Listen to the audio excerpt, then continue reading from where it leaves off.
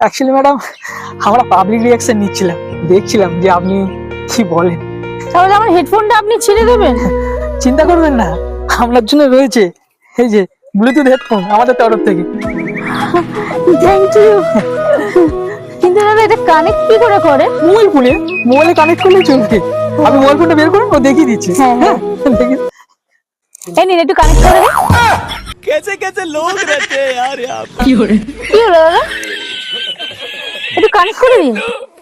আপনি একটা কাজ করুন, আপনি চোখ বন্ধ করে মনে মনে বলুন কানেক্ট হয়ে যায়, কানেক্ট হয়ে যায়। দেখুন এক্ষুনি কানেক্ট হয়ে যাবে তো তাহলে? হ্যাঁ ঠিক আছে, ঠিক আছে।